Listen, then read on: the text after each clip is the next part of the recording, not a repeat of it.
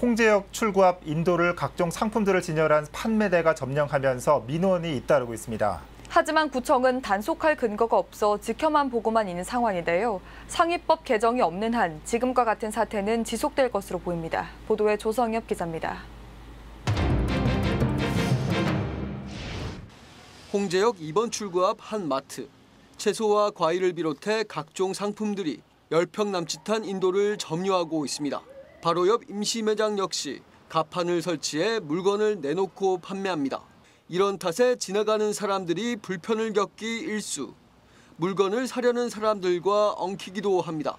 구청 게시판은 해당 민원글로 가득합니다. 이렇게 국민들이 많은 불편을 겪고 있는 상황이 지속되는 동안 구청에서는 몇 가지 특상 행정안만 방안만 논의하고 있지만 실효성이 없습니다. 대안을 전혀 강구하지 못하고 소극적인 행동으로 국민들은 계속 불편하고 있습니다. 문제는 해당 적치물을 단속할 수 없다는 겁니다.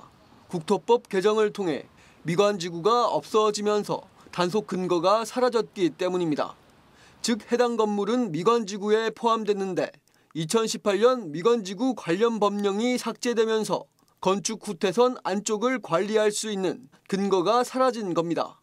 서대문구는 이런 사례가 더 있을 것으로 보고 구청장 협의회 회의를 거쳐 국토부에 법령 개정 등 단속 근거를 마련해달라고 요청했습니다. 하지만 국토부의 답변은 수용 불가였습니다. 이 부분에 대해서 문제가 심각해서 구청장 협의를 통해서도 법을 제정해서라도 이걸 단속해야 된다 이렇게 건의했고 다른 구청장 다 동의해줘서 올렸는데 또 답은 안 된다는 거예요. 더구나 지하철역 입구인데 이렇게 하고 있는 건물주의 그 상식 이하의 행동 이것을 규율하지 못한다는 건 말이 아닙니다. 국토부 측은 서울시가 도시계획 관련 조례를 개정해 자체 단속을 할 수 있는 방안을 마련하라는 입장입니다.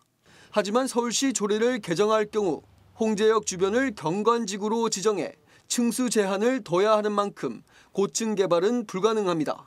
경관지구로 지정되면 층수 제한에 적용을 받습니다. 경관지구로 지정을 하기 위해서 과연 홍제역 주변을 저층 저밀도 개발로 이렇게 층수 제한을 해야 될 것인가? 이거 문제가 있잖아요. 이렇게 할 수 없는 사안입니다. 현재 서대문구는 행정 대집행 등을 할 수 있는 9차원의 조례 제정도 고민 중이지만 이마저도 쉽지 않을 전망입니다.